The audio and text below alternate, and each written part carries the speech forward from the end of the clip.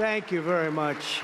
What a great group this is. You have to see outside. It's going wild outside with a lot of love for all of us, I guess. But thank you, Richard, for the introduction, and thank you to all for such a warm welcome. It's great to be back in beautiful Miami, where I've actually built a lot of great buildings with the Desert family and some others. We've had tremendous success in Miami. We have Trump Towers and Sunny Isles Beach. It's 4 beautiful buildings right on the ocean. The Trump Grande, put the little E in the end for a little, class it up a little bit. Trump Grande and the 700-acre Doral. It's a tremendous country club, and it's actually the most successful country club in the U.S., where I was just given approval to build 1,500 units, and I couldn't care less about building units. When you're president, who the hell wants to build units? I've been building units all my life. I don't want to build units, but they gave us permission to do it. But today is a tremendous honor to become the first American president to address the Future Investment Initiative Institute. That's the first one. It's always known. And I want to thank Mayor of Miami, Francis Suarez, for being here. Thank you very much, Francis, wherever you may be. Hi, Francis.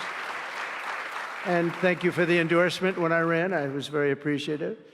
Along with the Mayor of Miami Beach, Stephen Miner. Stephen, thank you very much. Thank you. Thank you. Thank you, Stephen. Thank you very much. And numerous American business leaders, some of the biggest business leaders actually anywhere in the world, and many distinguished guests from the Middle East, and in particular, the Kingdom of Saudi Arabia, a special place with special leaders.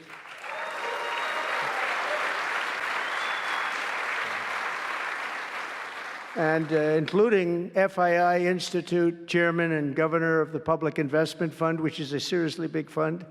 Yasser, I see you there. Stand up, Yasser. Yeah, everyone knows Yasser. Thank you. Great guy, great person. And Finance Minister Mohammed, thank you very much. Thank you, thank you very much. Good to see you again. That's pretty good, Finance Minister of that part of the world. That's not bad. Other parts of the world, not so good, but that one is good. And many other senior government leaders. I also want to recognize the Kingdom's ambassador to the United States, Her Royal Highness Princess Rima. Ooh, very popular. Very popular. Wow, that's very nice. Sitting next to Elon. Wow, you couldn't do better than that, huh? As well as my own special envoy to the Middle East, who's really done a fantastic job, Steve Witkoff. Thank you, Steve. He's been busy. And Michael Waltz is here. Where is Michael? Michael's been so busy. They've been going back and forth and back, and a woman who is just voted the most powerful woman anywhere in the world. No, I'm going to go with Princess Rima, but she was voted the most powerful woman anywhere in the world, Susie Wiles. Thank you. Thank you. Most powerful woman. That's pretty good. We have to talk to you about that, Susie. It's pretty good. And also, we all know Jared Kushner, a very special guy. Thank you, Jared. Thank you, Jared. And Elon Musk. He's been making a little news lately, hasn't he, though? Very positive news. Stand up, Elon. He's a great guy.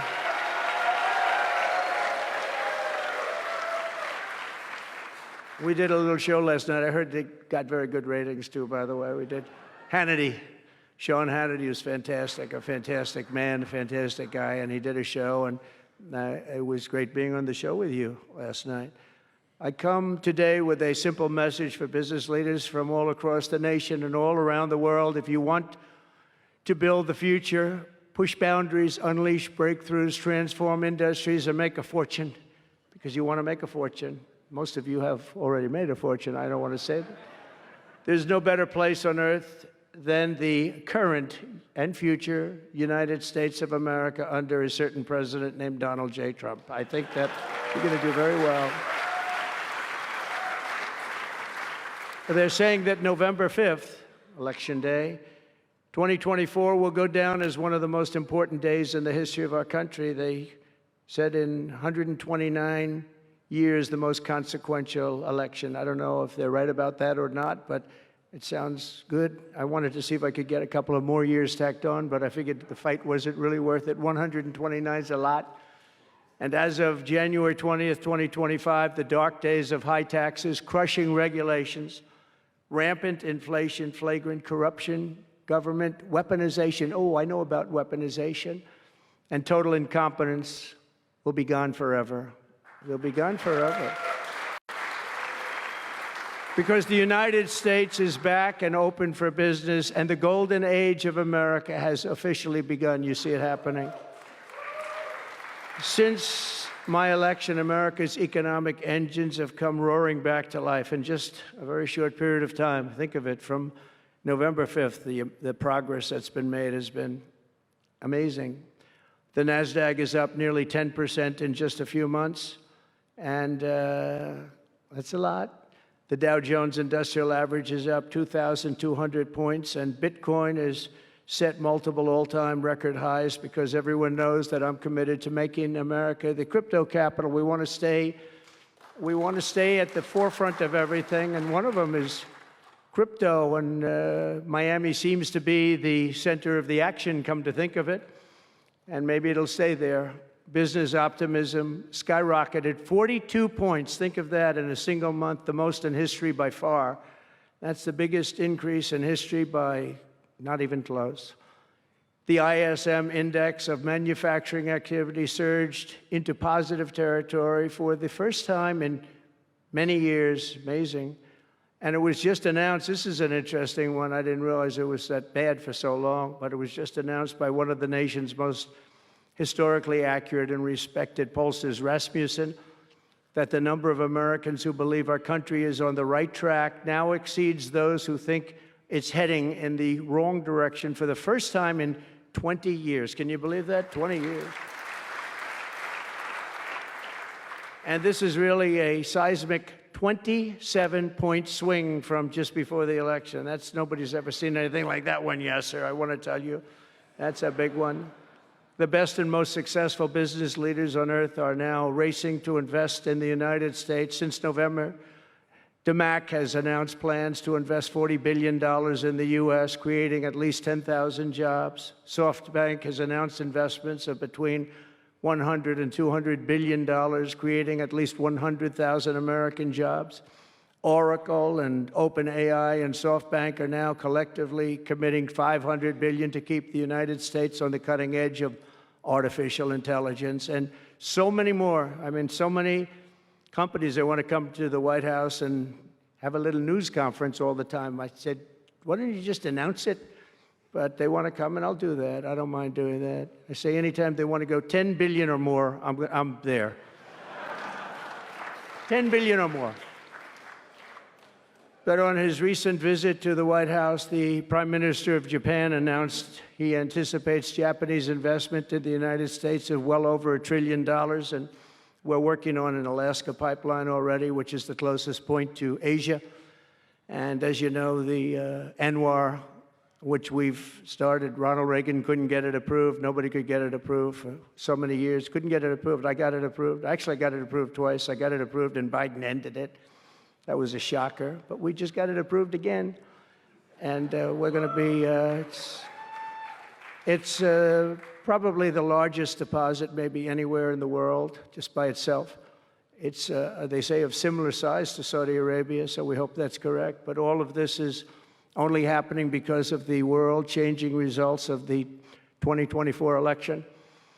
We won the House.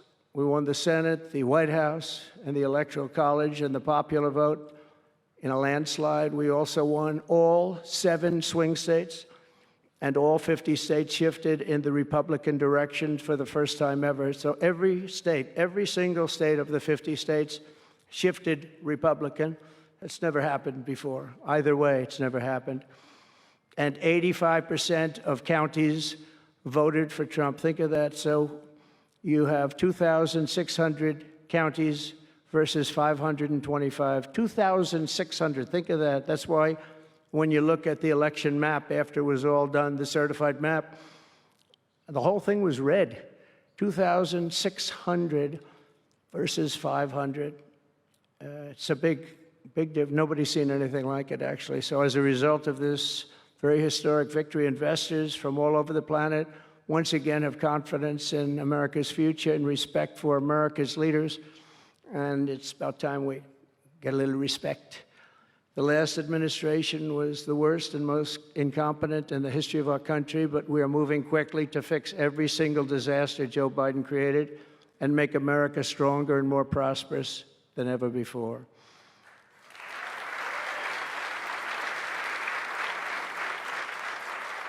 Our first and most urgent mission is to remove the criminals that Biden allowed into our country with the ridiculous and very dangerous open borders policy. They came from all over the world. They came from prisons and jails. They came from mental institutions and insane asylums. They were gang members. They were drug lords. They came from all over, and they were allowed to come into our country. And we're getting them out in record levels, just like they came in record levels. I want to thank Tom Homan and Christie, who was just she's doing a fantastic job, governor of South Dakota, and Tom Homan, you know, and they are doing a fantastic job. And the results are incredible. And every country is taking them back. They're sending their criminals to us, and they're all taking them back. We had a little problem with a couple of them that ended very quickly. And because some said, we don't really want MS-13 back in our country. But I said, congratulations, you're taking them back. And they take them back. And by the way, Europe and other places ought to start also doing that. They better start looking at immigration, because it's really hurting Europe very, very badly. And they better get smart, and they better get tough before it's too late. We're also working to end the highest inflation in our country's history, all caused because they played with our energy policy and wasted money on the Green New Scam and other things such as that. And they wasted monies at never seen before levels. If Joe Biden had simply held federal spending at the pre-pandemic levels we had in 2019, we would have virtually no inflation. We're trying to balance the budget immediately, and because of the tariff income, which is really, it's already turned out to be amazing, actually. It's really meant more for bringing countries and companies into our country, but the numbers are rather staggering, because we're the big piggy bank that everybody wants to be, and they can play games and they can say, well, there'll be retribution and, you know, equal this and that, but they can't be equal. But we want to keep it so that we're the big piggy bank. And if we had years like we did the last 4 years, that wouldn't have lasted too long. So we're not promising it, but, you know, all of these things could happen. We hope to balance our budget. So I don't want to promise it, because if I do and we come about $10 short, the fake news media back there would say, we have breaking news. He did not make it. He did not make it. But we'll get it done very soon. It might not be this year, but it could be this year. Actually, we have a chance at getting it even this year, which people would be shocked at, because they were talking about 10 years, 15 years, 20 years from now. When I took office last month, we inherited the consequences of inflation. That was more than 4 times what it was when I left 4 years ago. Think of that. I left, it was at 1.4%. And the annual government spending over $1.5 trillion more than projected in 2020 alone. $1.5 trillion. But under the Trump administration, all of that is changing faster and more dramatically than anyone ever thought possible. They didn't think it was possible to do what we've done in just a very short period of time.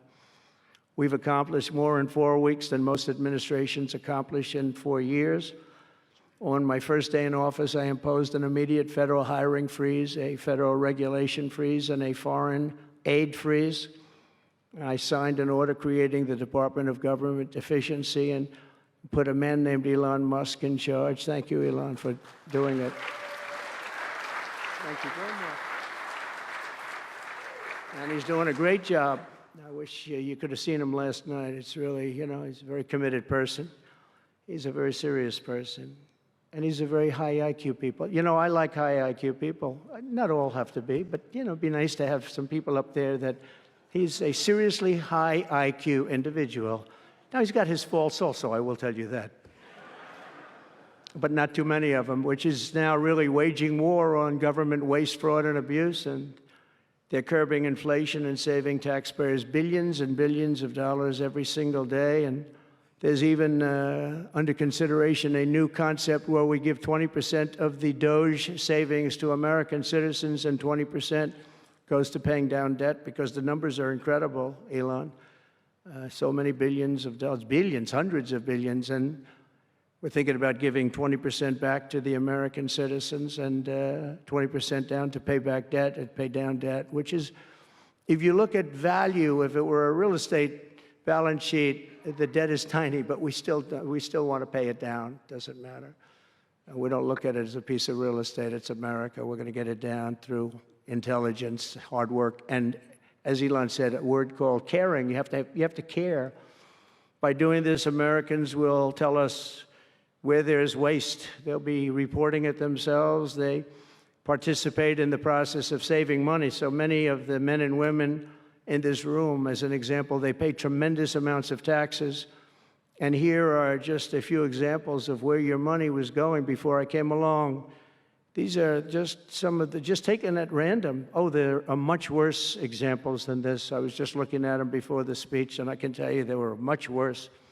And there are some that are horrible, but I don't want to really say them because they're very, very embarrassing to people. Very, very embarrassing. And they're really something, but you'll be seeing it and you will be reading about it. But just some taken at random: $2 million for sex change operations in Guatemala, $20 million for Sesame Street performances in Iraq. $20 million, that's a lot of money. You know, I know what it costs to do those things. You get a cast over for $50,000, give them a couple of bucks tip, and that's it. Not 20 million.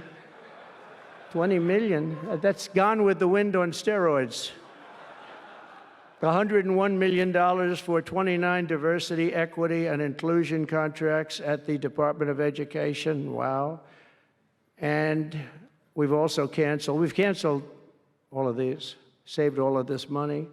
And again, this is just a small sample. This could go on. I could read them all day.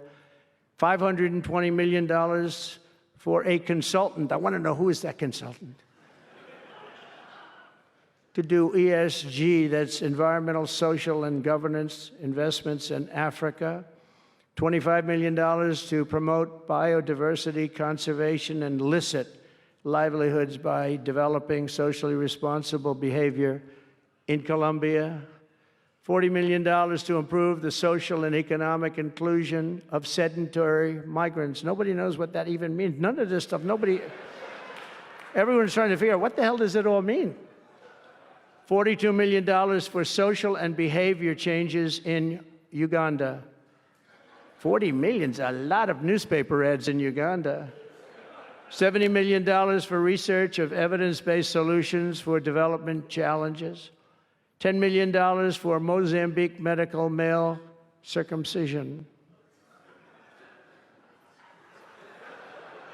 What does that mean? $2.3 million for strengthening independent voices in Cambodia. $14 million for improving public procurement in Serbia.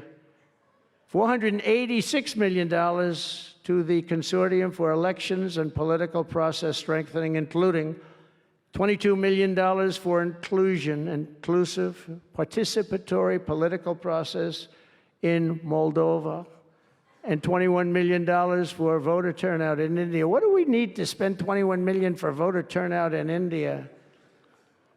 Wow, $21 million. I guess they were trying to get somebody else elected. Wow, we ought to tell the Indian government, because when we hear that Russia spent about $2 in our country, it was a big deal, right?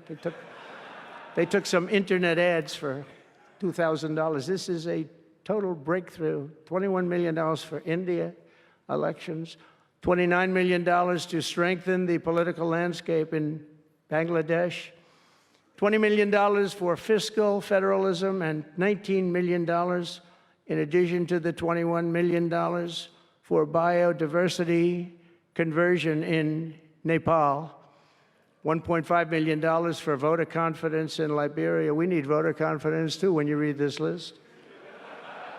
$14 million for social cohesion in Mali, $2.5 million for inclusive democracies in South Africa, $47 million for improving learning outcomes in Asia. Asia's doing very well. We don't need to give them money. And in another program, $50 million plus another $50 million for condoms for Hamas. Do you know about that? $100 million for condoms. Condoms. Does everybody know what a condom is? For Hamas, $100 million. And these are just some. I could read this list all day long. I just don't want to bore you. But these are just some, and not nearly as bad as others. And some are just, I just don't want to say them because they're too incendiary. We're also finding tremendous abuse, waste, and fraud in Social Security. Social Security is, what's happening there is going to be one of the great potential scandals in history. On the program, there are over 4.7 million Social Security numbers from people from 100 years old to 109. Think of that. Now, over 100, there aren't a lot of people that make it. Hopefully, most of the people in this room will make it, but historically, you don't have thousands and thousands of people.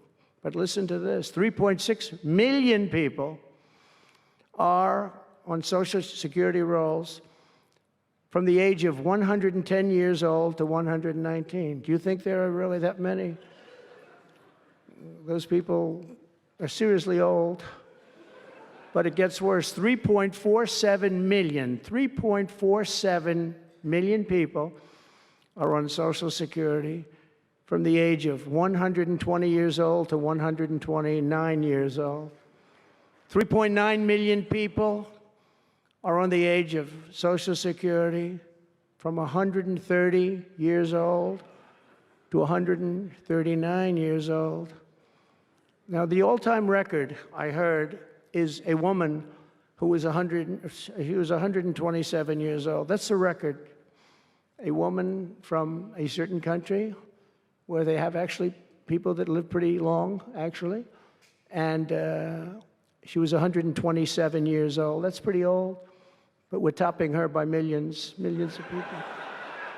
3.5 million people from the age 140 to 149 years old.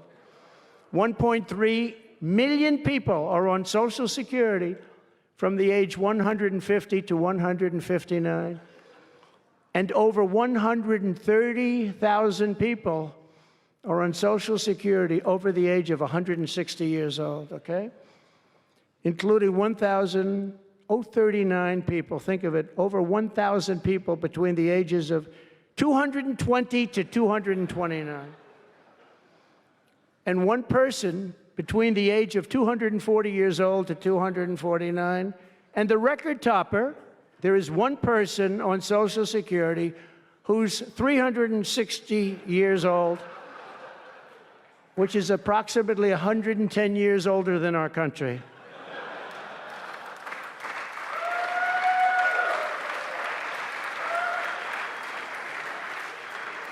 So what we're trying to find out, and what we will find out, is are people being paid from all of these, you know, somebody pocketing 10,000 here, 10,000 there, what's going on? So we'll find that out pretty easily because we have a lot of computer geniuses. I said to Elon, who are these people that are doing this, the doers people? I said, who are they? Where do they come from? He said, well, number one, they love our country. Number two, they're really genius at computers. So nobody's going to fool them. When they go in, they see some bureaucrat that's scamming the country, and they try and talk about, you know, certain computer language. These people say, no, it doesn't work that way. These are people that have a natural ability as you know, brilliant computer people. It was very interesting when he told me that. I said, that's what you need today. But all of these scams have now been terminated. In addition, over the past month, we have effectively eliminated the U.S. Agency for International Development, which was funding much of this lunacy.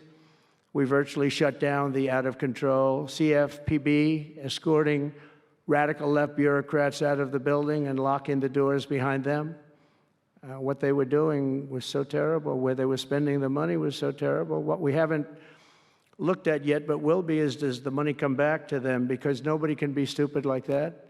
And they're not stupid. They're smart, actually. And, why are they doing that? Does money come back to them? So we'll figure that out pretty easily, I think, and quickly. But I've ended all of the so-called diversity, equity, and inclusion programs across the entire federal government and private sector, and notified every single government DEI officer that their jobs have been deleted. They're all deleted.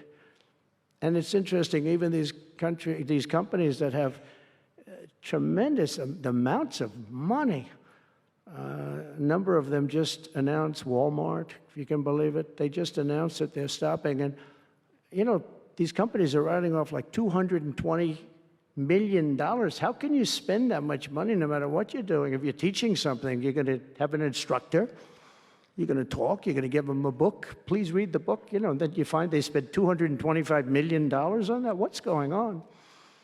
And we were going in the wrong way, and our military was really, although I tell you, we defeated ISIS with our military in 3 weeks. General Raisin Kane he's some general, he's a real general, not a television general. And 3 weeks ISIS, and I asked him, and I saw some of his people that were so great, the soldiers. We have the greatest military in the world, but we don't have the greatest top leadership. That's why Afghanistan was such a horrible situation and so embarrassing and so many other things. But when we want to, with proper leadership, there's nobody even close to us. We have the best equipment in the world. We make the best equipment in the world. But we have the best military. But, we never fight to win. We fight to just keep it going forever. And when we fight to win, there's nobody that can even come close to us. But I was talking to General Dan Kane, and we call him Raisin Kane. And I was told it would take about 4 years to defeat ISIS, and he did it in 3 weeks. I said to him, "What do you think, General? How long will it take?" "Sir, I think we should do it in less than 4 weeks. You're going to have time left over." And he did that. And we were told by the television generals it would take 4 years, so we did it. That's when I went to Iraq. I flew to Iraq, and late at night, the dark of night, all the windows closed, all the lights off in the plane, in Air Force One. And we flew in, and it was pretty amazing. I'll tell you, we were landing, and there were no lights in the plane. "Sir, we have to turn off all lights." I said, "You mean we spend $9 trillion and we have to fly in an Air Force One with the lights off?" And I went up to the pilot, said hello. And by the way, these guys are like central casting. These are the best-looking human beings. Everybody is like perfect. The most handsome people, the best-looking people you've ever seen with the flat tops and the whole thing. And I was a little concerned because the lights are off, and everything's off, and even the lights in where he was were down, very dim, very, very dim, with all of the lights on the fancy dashboards of the plane, of Air Force One. We're getting a new Air Force One if they can ever finish the damn thing. We're getting 2 of them, actually. But we may have to go a different route because it's taken them a long time. We're going to get military that's going to start building. We're going to get people to start building properly again in our country because they don't build properly. This was Boeing. But we're up there, and I'm looking at these people, and again, I say, they look like Tom Cruise, but better. Stronger, tougher. And I like Tom Cruise, but these are better. And they said, "Are we okay, Captain?" "Yes, sir, we're fine." But I'm looking out, I don't see any lights, and we're landing. And I'm used to that. I like to sit with the pilots a lot and respect the pilots greatly. And we're up there, and we have the computer. I call it the computer voice, where it goes 1,900, 800. It's feet. Your feet above ground. So that means you're very low. And I'm looking out, and my eyes are pretty good, and I don't see any lights. And the computer goes out. Sounds like an intelligent individual. It goes 1,000.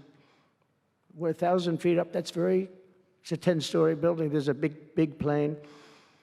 And then it goes 900, 800, 700. I say, "Captain, Captain, we don't see any lights. Is everything?" "Yes, sir, everything's fine, sir. We'll be landing in 3 minutes." And then it goes like 600, 500. Captain, are we okay? And then he goes 400, 300, 200, and I'm saying, man, there's nothing out there. And then he goes, boom, perfect landing right on this thing. There are no lights on the runway. There's no, I don't know how the hell they do it, but I'm sure as hell glad we had somebody that knows how to fly. But they didn't want to have any lights because they didn't want the enemy. After spending, years and trillions of dollars, we have to land with Air Force One with no lights on the runway. But they were incredible people. And then I got out of the plane and I actually asked my people, I said, excuse me, I was very brave sitting in that cockpit. Am I allowed to give myself the Congressional Medal of Honor?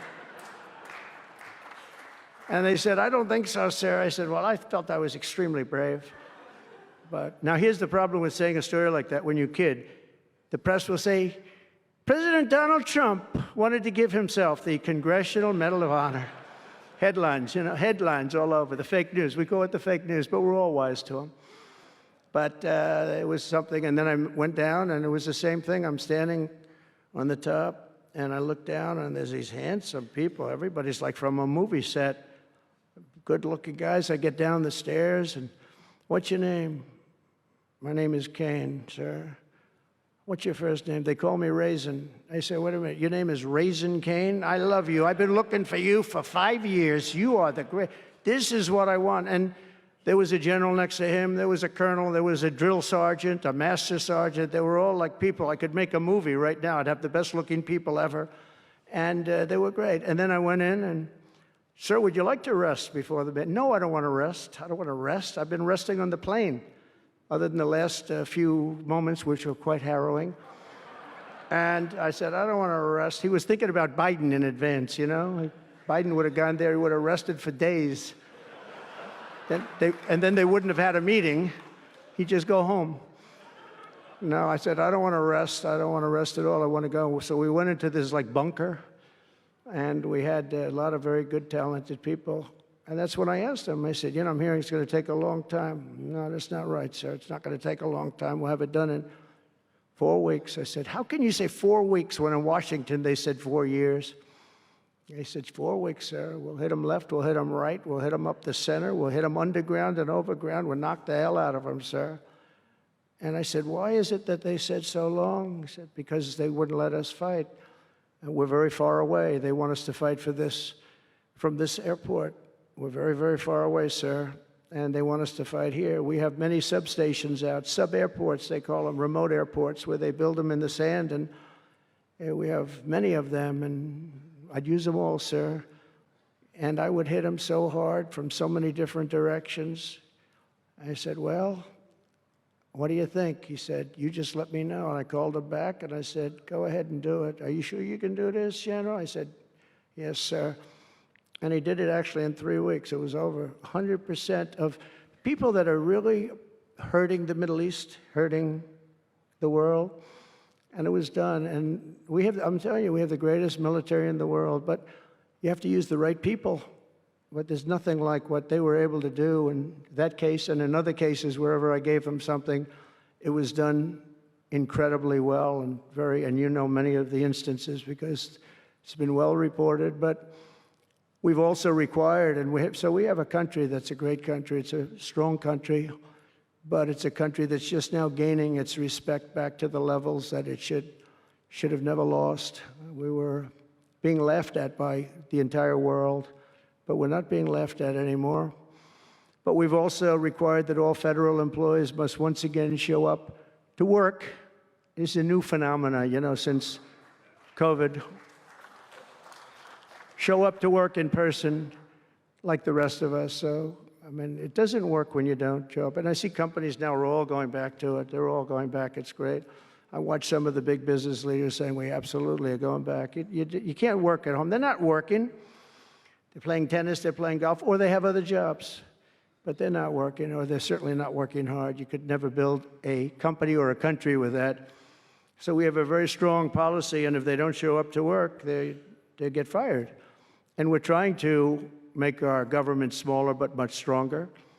and we have tremendous bureaucracy, but it's happening. A lot of people are leaving, and in some cases leaving with pretty good offers. You know, you're paid 7 or 8 months and go out, find a job. But some of these people had jobs. They were actually working for us, but they also had other jobs. And those people, in theory, they have problems. I don't know if we're going to do anything about that. So we have other things to do, but they were working other jobs instead of working for us. So they were staying home working, but they were working other jobs, getting paid a lot of money, perhaps.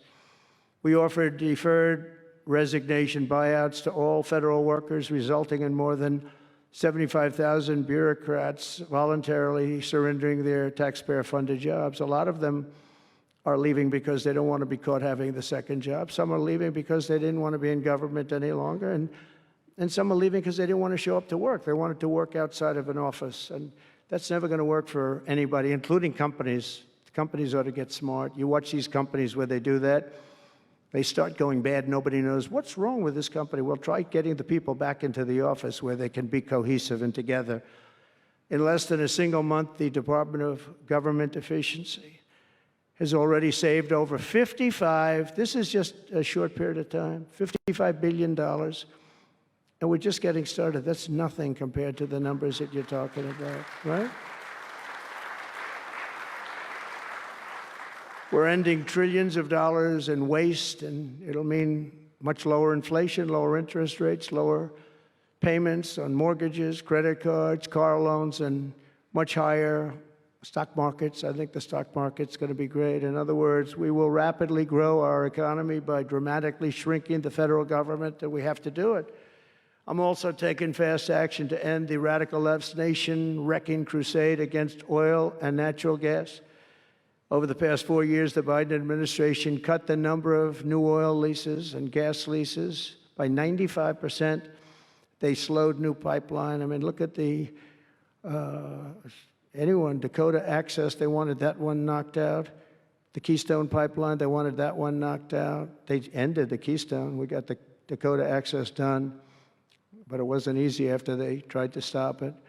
They slowed new oil and gas pipeline construction to virtually a halt. They shut down 38% of active oil and gas rigs in the United States, but they love the wind turbines. They go round and round and round, and if the wind doesn't blow, they got problems.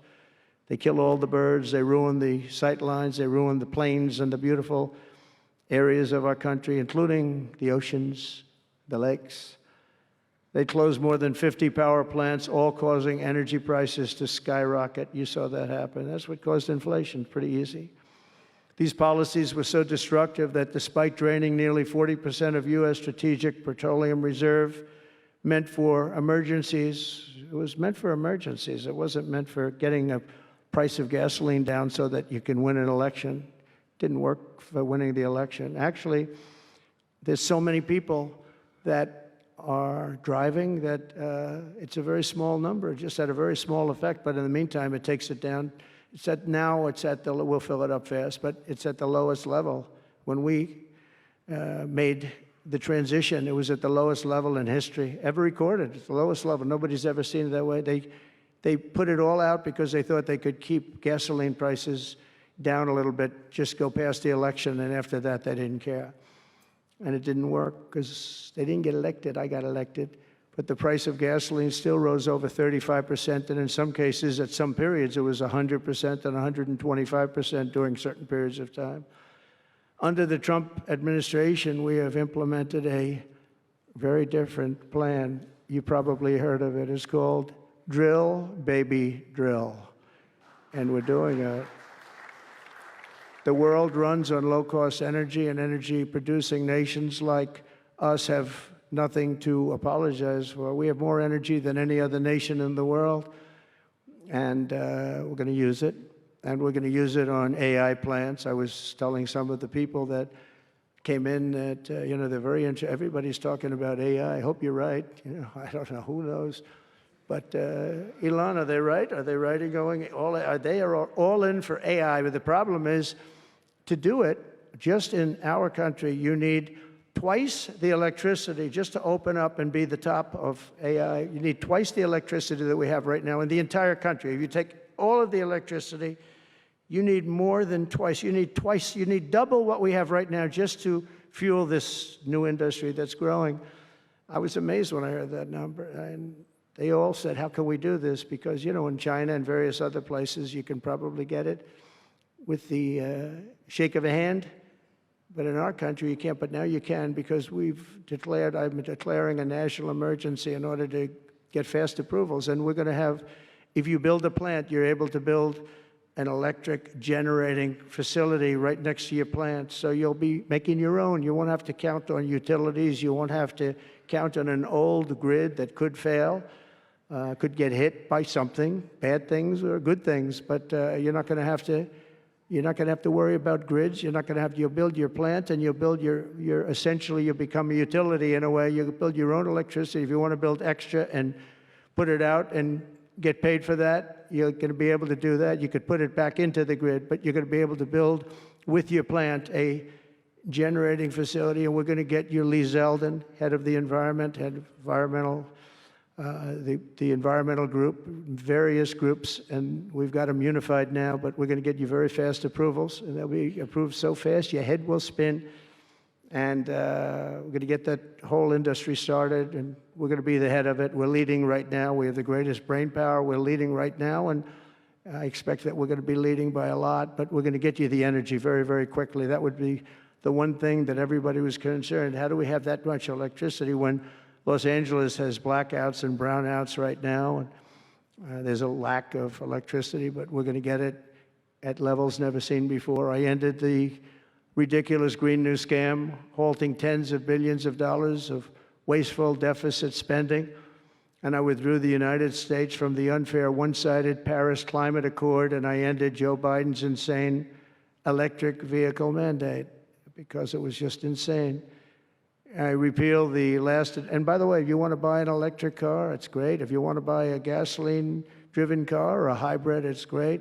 Whatever the thing happens to be. I heard hydrogen's hot. The problem is when it's not, you're in deep trouble, because when that sucker blows up, they don't find the body. So that's one that I said, you know what, let's take a pass on that one. They said it's good, but when it's bad, it's really bad. You find the bodies on trees, on the side of a tree. I said, I think we'll pass on that one, right? We're not going to want that one.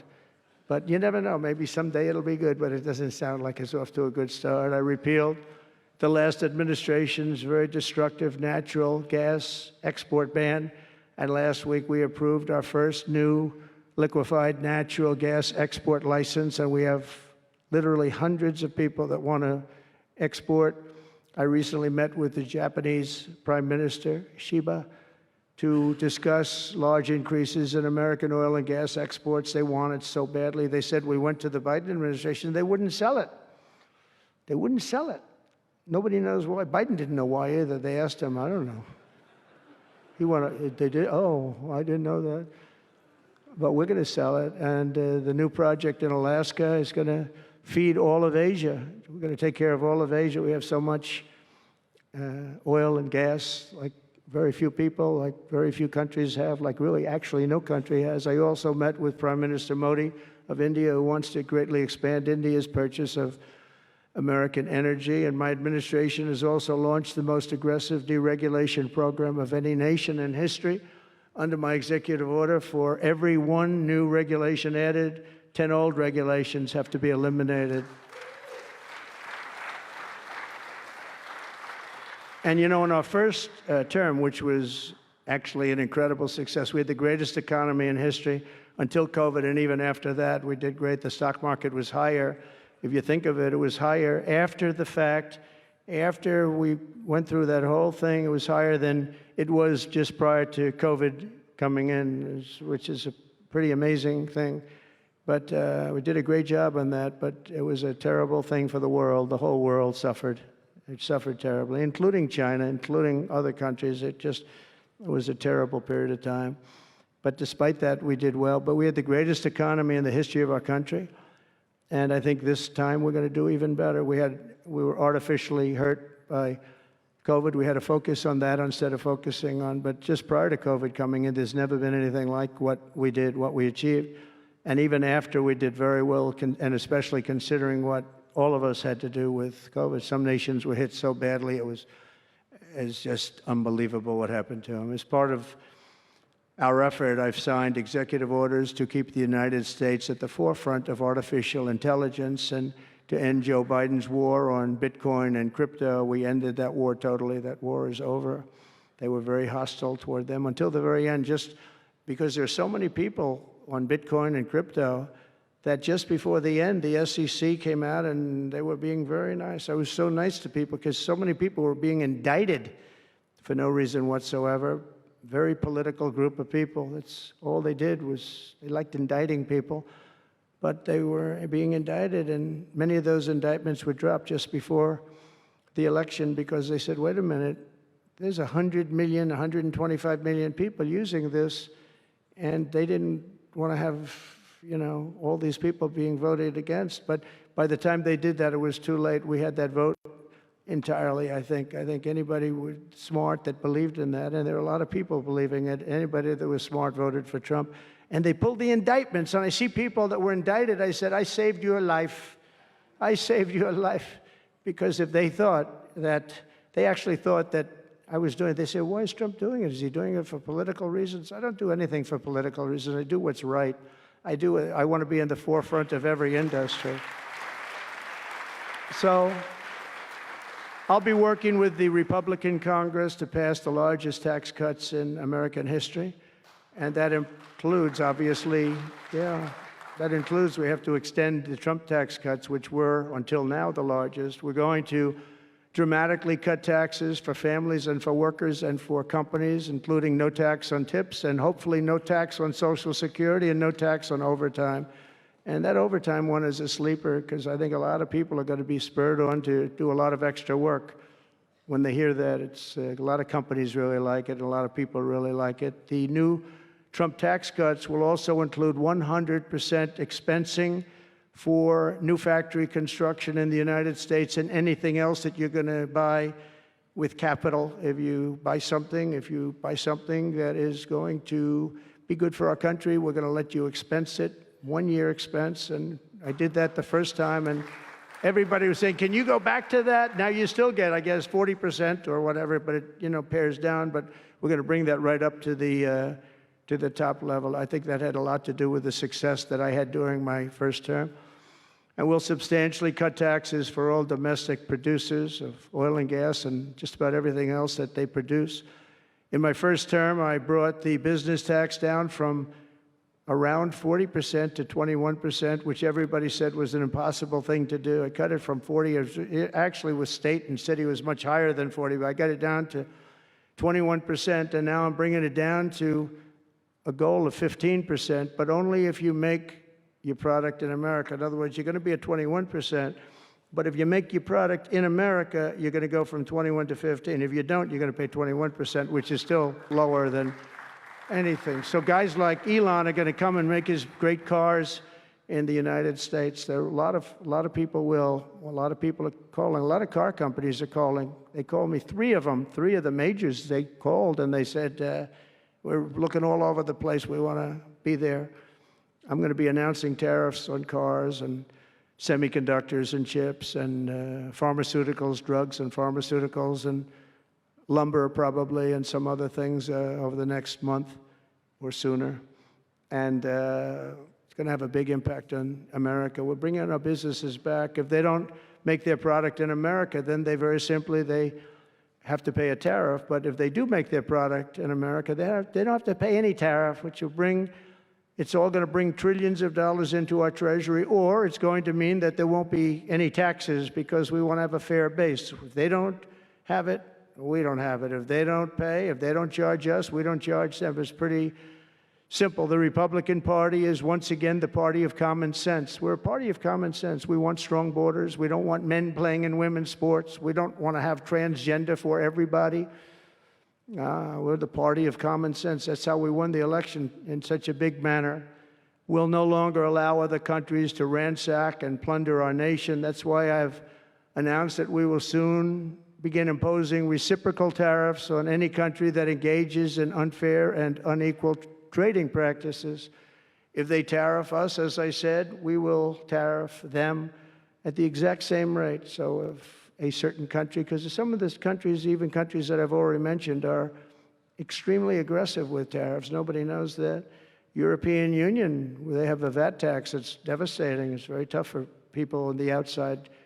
Hard to sell cars, really impossible to sell them because they also have non-monetary tariffs that are very, very tough. But if you take a look at that, it's a very unfair situation. And the VAT tax is similar to the tariff. Around the world, I'm moving quickly to end wars, settle conflicts, and restore the planet to peace. I want peace, and I don't want to see everybody being killed. And you take a look at the death in the Middle East and the death that's taking place between Russia and Ukraine. It's been going on, and we're going to end it. There's no profit for anyone in having World War III, and you're not so far away from it. I'll tell you right now, you're not so far away. If we would have had this administration for another year, you would have been in World War III, and now it's not going to happen. In the Middle East, I've restored my policy of maximum pressure on Iran, designed to bring peace. And we've designated the Houthis a terrorist organization. They're, destroying shipping lanes all over the place. They're making it very hard for people to get their product delivered. They're making it very difficult, but we'll take care of that situation. And we've secured a ceasefire in Gaza, and we're bringing in the hostages, and we're bringing them home to their families. Some of them are in pretty bad shape, I have to tell you. To end the horrible war in Ukraine, I've spoken with President Putin and President Zelensky, and our teams began negotiations this week in Saudi Arabia. I want to thank Saudi Arabia for that. That was so great. Yeah. And I want to thank, in particular, we have so many of the people, Yasser, Mohammed, all of the people, but in particular, we have to thank Crown Prince Mohammed bin Salman for hosting these historic talks. And talks that went very, very well. Steve was there, Steve Witkoff was there, and Michael was there, Michael Waltz and others, and they really went well. It's a big step. We got to get that war over with. You have to see the people that are dying. I look at the pictures, the satellite pictures of the field. It's a level field, and it looks like a modern-day version of Gettysburg, and you know what that means. It is just carnage. It's horrible. And, it's not American soldiers. It's not even soldiers from the Middle East in the case of Ukraine, Russia, but it's people, it's young people from Russia and Ukraine mostly that are just being decimated. It's flat fields. And a bullet goes, and a bullet only stops when it hits somebody. And the level of people being killed in that battle, soldiers, young soldiers, in some cases old soldiers, because they're running out of people. They're running out of soldiers, in one case. But think of it, a modestly successful comedian, President Zelensky, talked the United States of America into spending $350 billion to go into a war that basically couldn't be won, that never had to start and never would have started if I was president, not even a chance. And it didn't start for 4 years, never would have started. But a war that he, without the U.S. and Trump, will never be able to settle. They'll never settle that war without our involvement. That's why they did such a great job this weekend. That's why Saudi Arabia did such a great job this weekend in hosting. The United States has spent $200 billion more than Europe, and Europe's money is guaranteed. They get their money back. It's a form of a loan. Nobody knows that. I know that. I said, why isn't somebody saying, we do it the same way? And we spent much more money. We have to equalize. But while the United States gets nothing back, so they get their money back. It's a loan. We just give our money. And we had a deal based on rare earth and things, but they broke that deal. But they broke it 2 days ago. We had a deal because I said, we're spending $350 billion, and Europe gets their money back in the form of a loan, and we don't. We're just giving the money hand over fist. That's the Biden administration for you. But they're no longer dealing with the same United States as they were dealing with a few months ago. Why didn't crooked Joe Biden demand equalization, and that this war is far more important to Europe than it is to us, and that there's a very big, beautiful ocean, a separation? This is, we're helping Europe. We're trying to help Europe. On top of this, Zelensky admits that half of the money that we sent them is missing. They don't know where the money is. He said, well, we don't know where half of it is. That's great, wonderful.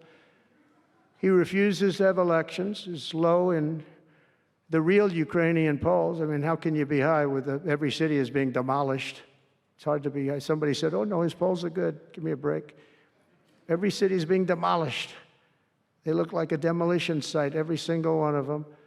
And the only thing he was really good at was playing Joe Biden like a fiddle. He played him like a fiddle. That's an expression we use, Yasser, to say that he's pretty easy, pretty easy.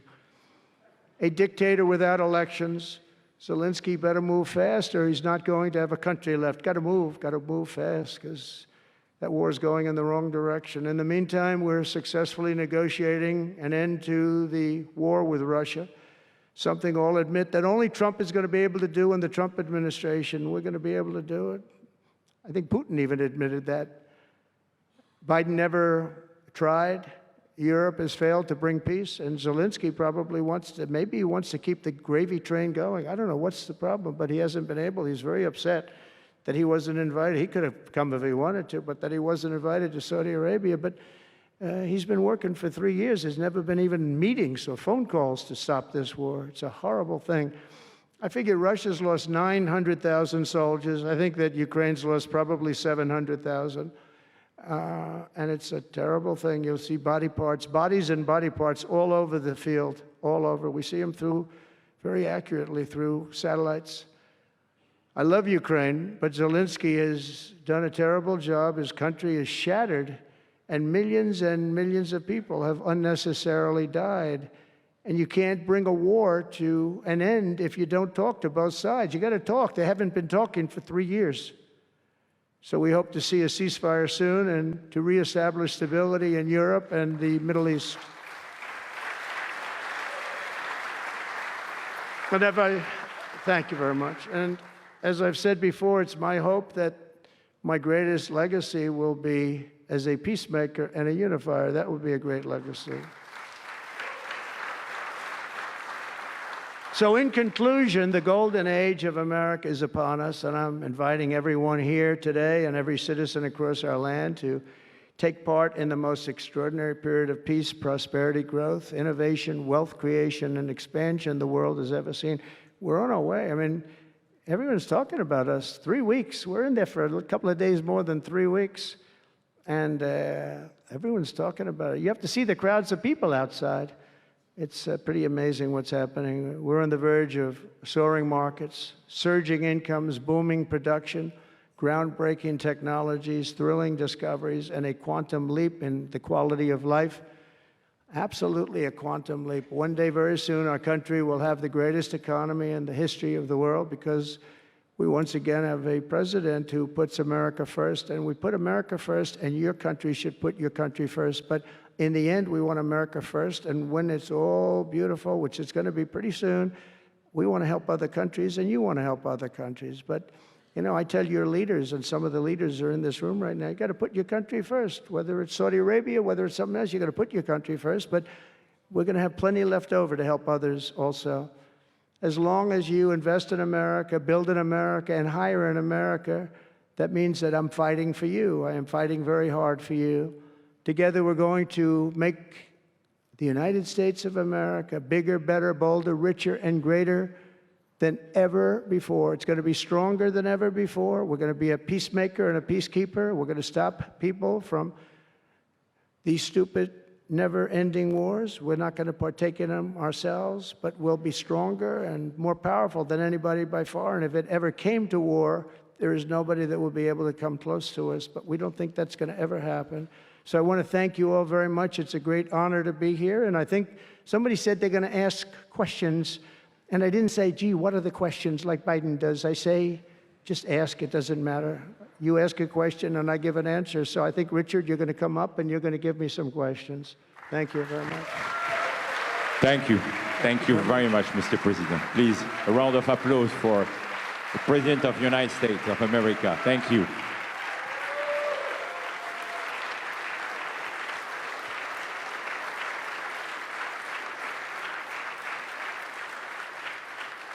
Mr. President, thank you for accepting to take a few questions. 20 years ago, I don't know if you will remember we were under the same roof in Orlando, and you were delivering an amazing speech in front of 3,000 sales reps, giving them the best advice to be successful. So what is the best piece of advice that you have ever received? Well, I think it was watching my father. You know, my father was a very hard worker, and he just worked hard. And he was very smart. He had good genetics. His brother was the longest-serving professor in the history of MIT, Dr. John Trump. And my father was every bit as smart. But my father had to work. He was older, and he put his brother through school. In fact, he once said, boy, I put him through so much school. He had 3 different degrees. And they asked him to stay on at MIT, but my father was the same ilk. And I noticed that my father was a happy man. And what he did is he worked. He just worked all the time. He worked. And he loved it. And really, I think the best piece of advice I got from that is you have to love what you do. And if you love what you do, you're going to have a happy life. If you don't, I mean, I see so many people, they're in businesses that they don't want to be in. They're in businesses that, you know, they're bored in or they're not good at. They don't have a natural ability at it. There is such a thing as natural ability, whether it's sports or acting or anything else. I mean, some people have an ability for something. Try and find that ability. But you have to love what you do. If you love what you do, you're going to be, at least you have a good chance of being successful. Mr. President, it's almost time for an early dinner. So if you are throwing a dinner party and you can invite 3 fascinating guests, living or dead, who would you bring? Well, they're all sitting right in the front row. Yes, sir. Are you ready? Mohammed, are you ready? Steve Witkoff, and we have the most important person, at least until the World Cup is over, is here. Johnny, stand up. He gave the United States the World Cup. Johnny, thank you very much. I didn't know you were here. That's very good. He's the king of soccer. That's not bad. And you've done a fantastic job. You know, but it's very interesting. When I was president, I got the World Cup, and I got all of the, you know, we have the 250 anniversary, so that fell in this administration. That's a big deal, 250 years. But we have all of these things happening, and I also got the Olympics. And I was called by the mayor of Los Angeles, sir, would you call up the Olympic Committee, because it was at that time President Obama will not take their phone call, and we're going to get the Olympics in Los Angeles. And by the way, they've recommitted to Los Angeles at a level that, you know, I was very worried about that. And they've, the opposite, you know, somebody could have said, well, we're going to do it someplace else, until they have actually recommitted. They're going to make it bigger and better than ever. So I want to let you know that. But I had the Olympics. So I got the Olympics, I got the World Cup, and I said, and the 250, but that one I didn't get. But it was there. It was in this term. And I ran an election, and we did fantastic in 2016. We did much better, millions and millions, tens of millions, but millions and millions of votes better. And bad things happened, and I didn't get that one. And I said, you know, when I originally signed the Olympics, I said, I won't be able to even be president. And I got the Olympics, because if I didn't, when I spoke with the people, the organizing committee and the people in different parts of the world, they asked me to do it because the president wouldn't do it. I was president-elect, and I gave them a talk. I couldn't get them off the phone. They were starving for love.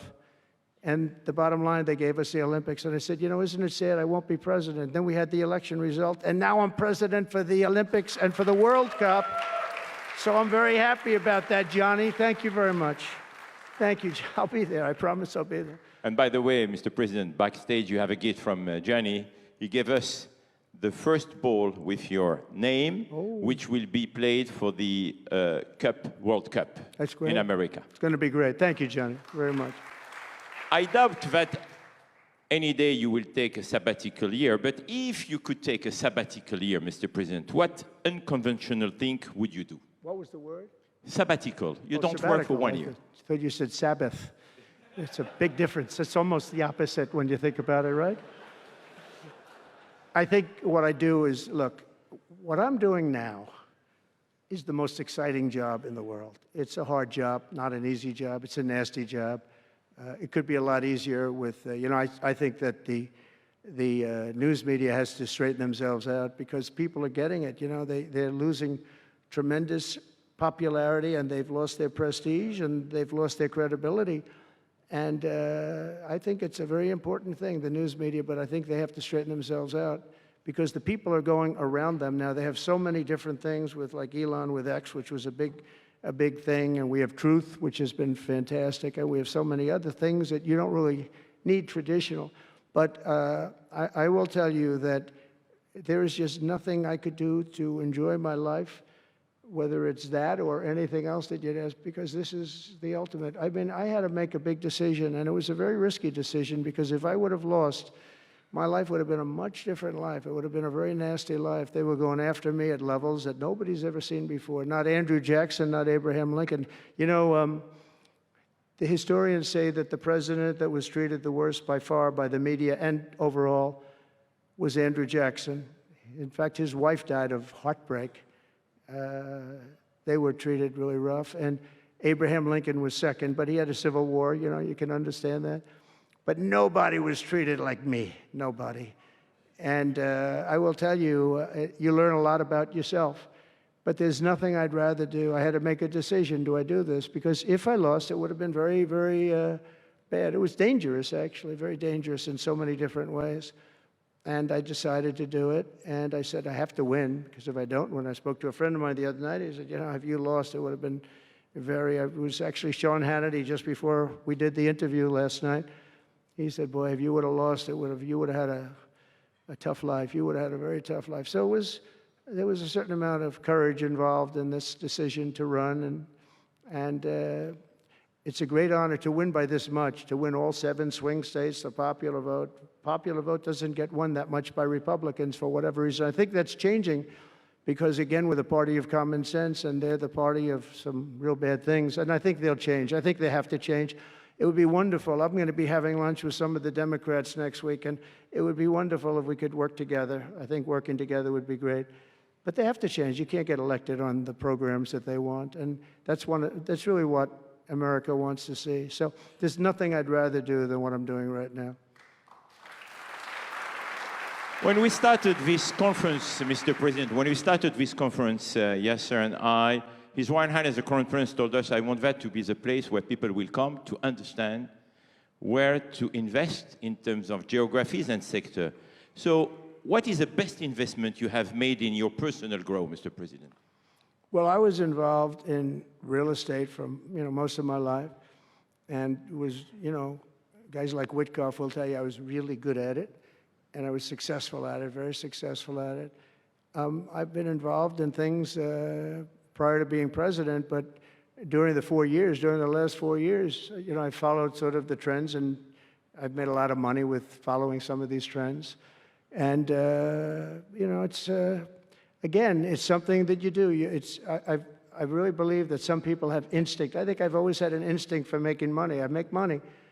And I went into show business. I had one of the most successful shows on television. I wrote books, and they were all bestsellers. Virtually every book was a big bestseller, some really big bestsellers. And so I don't know, it's whatever I do, I just want to make it successful. It's very important to me. There are many ways to make money. You can be in many different fields.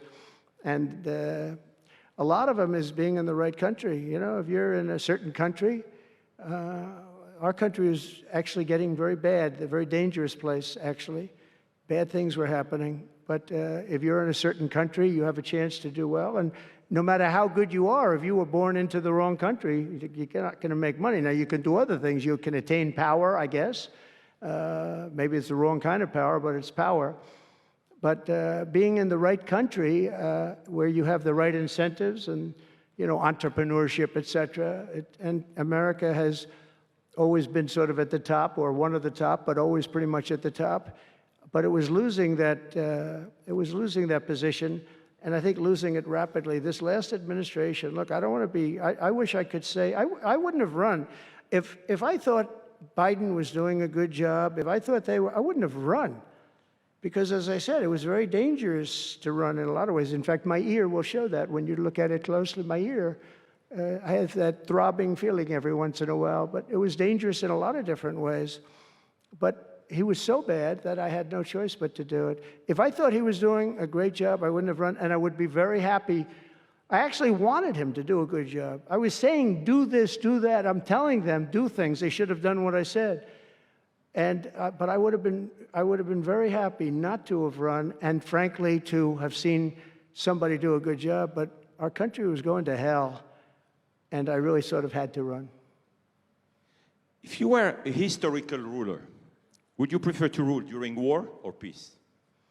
Well, I want to be, again, a peacemaker, and I want to keep us out of war, but sometimes to do that, you have to have a very strong country. You have to have a very strong military.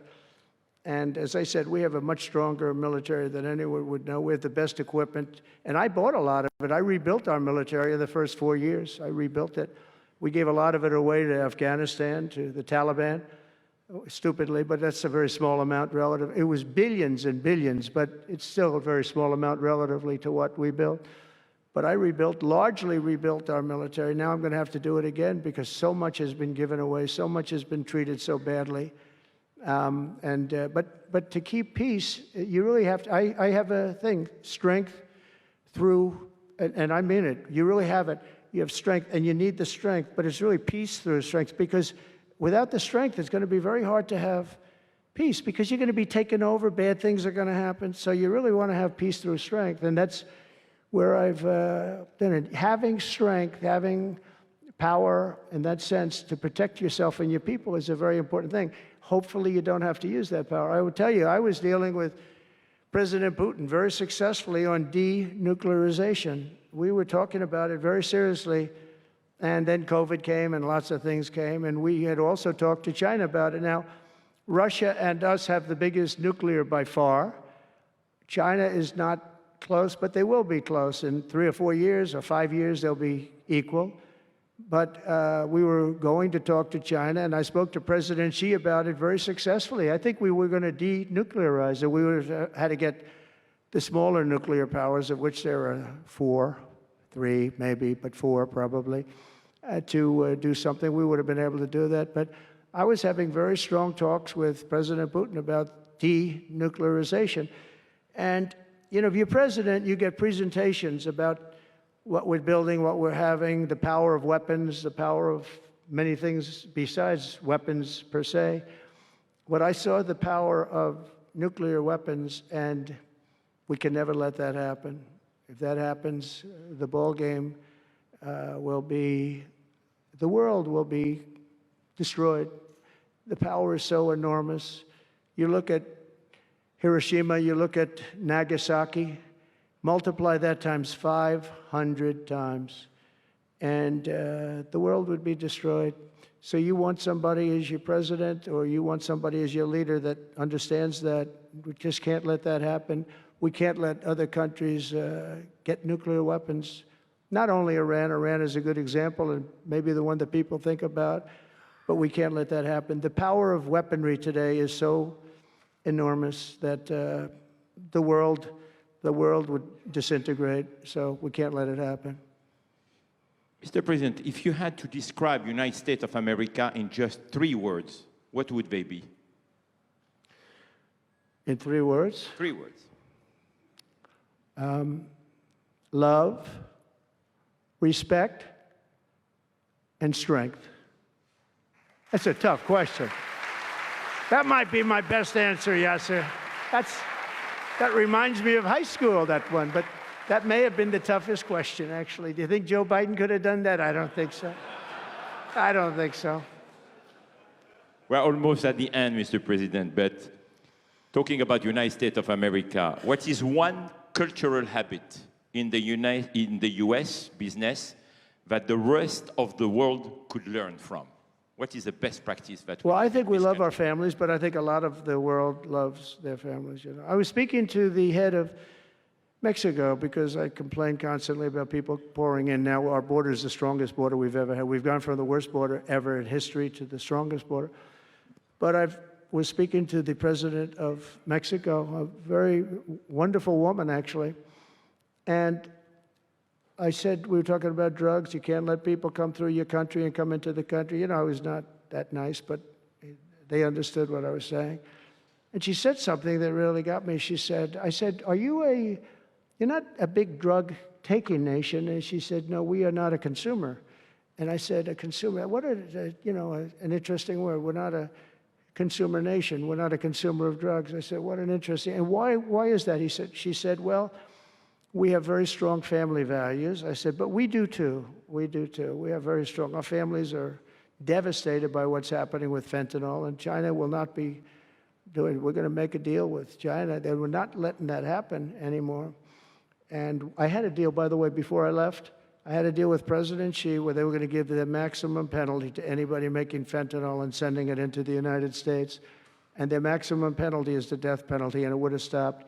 But when the election turned out to be a rigged election, but that's okay. When an election turned out to be, it was an election that shouldn't have happened. All the things that happened. I'll give you an example.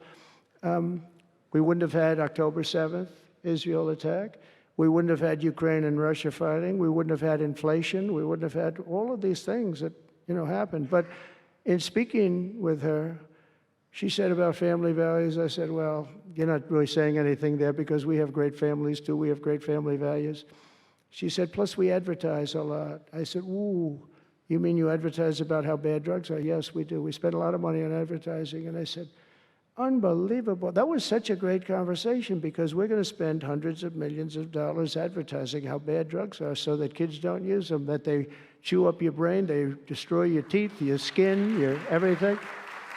And I thanked her for that. I make so many calls and I never learn anything from anybody. I know everything and I never learn anything from anybody. And I spoke to this woman. As soon as she said it, she didn't have to say exactly what. I said, exactly, what a great idea. And I think we're going to have, and I saw pieces of it, we're going to go in with $100 million and then another $100 million initially. But I saw some of the ads and they are really violent. I said, you have to make them strong. Your skin practically comes off after a period of time. You lose your hearing. You lose your teeth. It is terrible. And we show this happening to people. And I think we're going to, we did very well with, we had blue ribbon committees headed up by the First Lady of the United States and a lot of other people that, they have no idea the viciousness of these cartels and these people. And they're smarts. They're very smart, tough people. Making a fortune, by the way, an absolute fortune. But we got it down 18%, which was a record. But 18% is not great when you think about it. I think we could get it down 50 or 55 or maybe even 60% with advertising. So she really gave me something. I was going to call her and tell her that she did, but now I don't have to call her because she's going to be seeing this right now. So to the President of Mexico, thank you very much. I appreciate it. But we're going to do a great advertising campaign saying how bad it is, how drugs are so bad for you. My last question, Mr. President. You have mentioned briefly in your speech about the legacy. What would you like your legacy to be, if you can tell us more about it? That I came into a country that was great, but is in trouble.